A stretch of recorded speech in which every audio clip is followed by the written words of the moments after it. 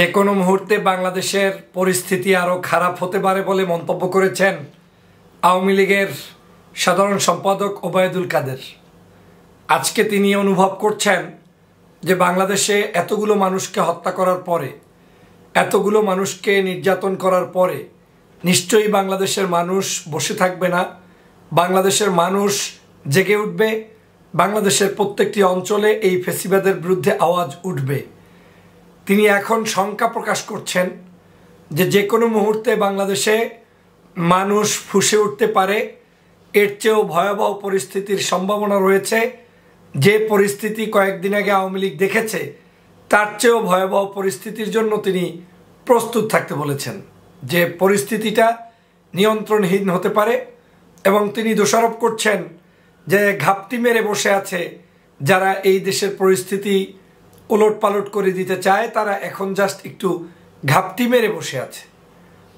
এই নির্দয়, এই পাষণ্ড মানুষগুলো কতটা নির্যাতন করে আমার ভাইদেরকে হত্যা করেছে, কতটা নিপীড়ন করে বাংলাদেশের এই প্রথম স্বাধীনতা থেকে শুরু করে আজ পর্যন্ত এই অল্প সময়ের মধ্যে এত মানুষ, যেটা পত্রপত্রিকা বলছে সেই হিসাবে এতগুলো মানুষ কোনোদিন কোনো জায়গায় একসাথে শাহাদাত বরণ করে নাই, মৃত্যুবরণ করে নাই। কিন্তু এই আওয়ামী লীগ একজন শিক্ষার্থী যখন বুক পেতে দিয়েছে তখনও গুলি করেছে, শিক্ষার্থী যখন রাস্তায় মিছিল করেছে তখনও তাকে গুলি করেছে। আর গুলিটা হয়ে গিয়েছে বাংলাদেশে এখন এমন একটি পণ্যের মতো, মানে স্বাভাবিক জিনিস, যেটা আপনি রাস্তা থেকে যে কোনো কিছু কিনে খেলে যতটুকু কষ্ট তার চাইতে গুলি খাইতে কষ্ট কম। এই হচ্ছে আমার সোনার বাংলাদেশ। আজকের ওবায়দুল কাদেরদের ভীতির সঞ্চয় হয়েছে, তাদের ভিতরটা মূলত শেষ হয়ে গিয়েছে। এখন শুধুমাত্র আস্ফালন করে টিকে আছে। জনগণকে গুলি করে টিকে থাকা যে যায় না, এটা ওবায়দুল কাদের সহ তার দলের নেতারা ভালো করে জানেন যে এইরকম করে স্বৈরশাসক কোনোদিন টিকতে পারে না। যেটা আওয়ামী লীগ রচিত করেছে এটা আওয়ামী লীগের জন্য নয়, শুধু সমগ্র বাংলাদেশের জন্য একটি কলঙ্কজনক অধ্যায় হিসেবে রচিত হয়ে থাকবে। এটা কোনো সুস্থ মস্তিষ্কের ভালো মানুষ কোনোদিন এটা মেনে নিতে পারে না। কিন্তু এখন আওয়ামী লীগ মূলত যা করে ফেলেছে, এই পাপ তাদেরকে ঘিরে ধরেছে, যে কারণে ওবায়দুল কাদের এখন শঙ্কা প্রকাশ করছেন যে কোনো মুহূর্তে এর চেয়ে ভয়াবহ রূপ ধারণ করতে পারে। হ্যাঁ, যে কোনো মুহূর্তেই ভয়াবহ রূপ ধারণ করবে, এটা আবার শঙ্কার কি আছে? এটা তো বাস্তব সত্য কথা। আমি বলে দিলাম যে বাংলাদেশে যে কোনো মুহূর্তে এর চেয়েও ভয়াল রূপ আপনারা দেখতে পাবেন। অন্যায়ের তো কিছু নাই, কারণ সমগ্র বাংলাদেশের মানুষ আপনাদের থেকে মুক্তি চায়। এই দেশের নিরপরাধ মানুষগুলো আপনাদের কাছে জিম্মি। আপনারা তাদেরকে অধিকার বঞ্চিত করেছেন, আপনারা তাদেরকে শোষণ করছেন, নিষ্ঠুরতার চূড়ান্ত পর্যায়ে গিয়েছেন। আপনার প্রধানমন্ত্রী থেকে শুরু করে আপনাদের সবাই মিলে জনতার সাথে ঠাট্টা বিদ্রুপ করছেন। 200-300 মানুষ মারার পরে, কেউ বলছে হাজারের কাছাকাছি মানুষ মৃত্যুবরণ করার পরেও আপনারা খেলখেলিয়ে মেট্রো রেলে গিয়ে কান্না করেন, কিন্তু আমার এই মানুষগুলোর জন্য আপনাদের চোখে পানি আসে না। আর আসবে কি করে? আপনি হুকুম দিয়ে হত্যা করিয়েছেন, সেখানে তো পানি আসার কথা না। আজকের সে কারণে আপনি ওবায়দুল কাদের ঠিকই বলেছেন, যে কোনো মুহূর্তে বাংলাদেশ ওর চেয়ে ভয়ানক পরিস্থিতি হবে। এটা আপনাকে মাথায় রেখেই চলতে হবে। আপনারা এই 15 বছর পর্যন্ত মানুষের উপরে জুলুম করে, অত্যাচার করে এক প্রকার শান্তির জীবনযাপন শুরু করেছিলেন, মানে রিল্যাক্সেশনের মধ্যে ছিলেন। মনে করেছেন কিছুই হবে না, কেউ আপনাদেরকে খোঁজ নিবে না, আপনাদের বিরুদ্ধে কেউ জাগবে না।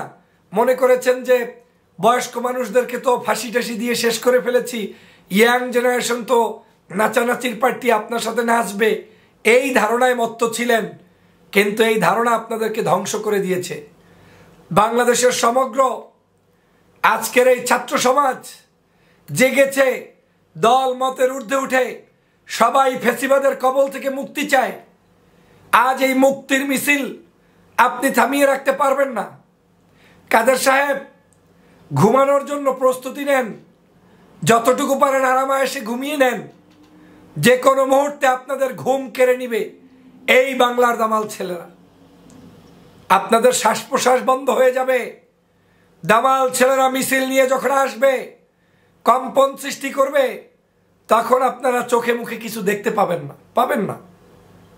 আর হত্যাকারীর কোনোদিন বেঁচে থাকতে পারবে এটার কোনো সুযোগ নেই।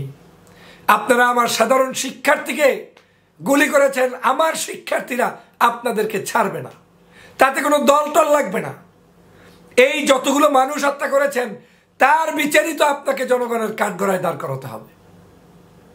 প্রিয় বন্ধুরা আমার, এদের লজ্জা নাই, শরম নাই, বেহায়াপনা এতটা বৃদ্ধি পেয়েছে যে তারা নিজেরাও জানে না যে কি বলছে আর কি করছে। সারা বাংলাদেশের গাড়িতে, বিভিন্ন জায়গায়, অফিস আদালতে আওয়ামী লীগ নিজেরা টাকা খরচ করে আগুন টাগুন দিয়ে সেইগুলা আবার দোষারোপ সৃষ্টি করছে ছাত্রদের উপরে, আবার সেটার মধ্যে দল ঢুকাই দিচ্ছে। এই হচ্ছে আওয়ামী লীগের রাজনীতি।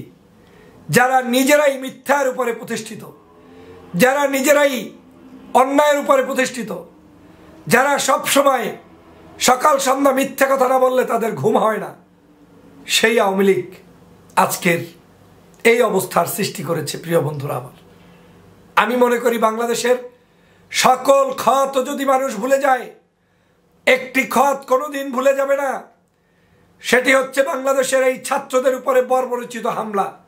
কারণ আমাদের সন্তানদের, আমাদের শিশুদেরকে নির্বিচারে গুলি করা, হত্যা করার অধিকার কাদের সাহেব তোমার নাই। এই কাদের এবং এই শেখ হাসিনা হবে হুকুমের আসামি। আপনারা জানেন, যেদিন ওবায়দুল কাদের বলেছিল যে এখন যারা আন্দোলন করছে তাদেরকে সময় মতো বুঝিয়ে দেওয়া হবে, তার 3 ঘন্টার মধ্যে আবু সাইদের বুকে গুলি করা হয়েছে। তারপর থেকে গুলির পরে গুলি। আজকের বাংলাদেশের সমগ্র বাহিনীগুলোকে দলীয় বাহিনীতে পরিণত করেছে।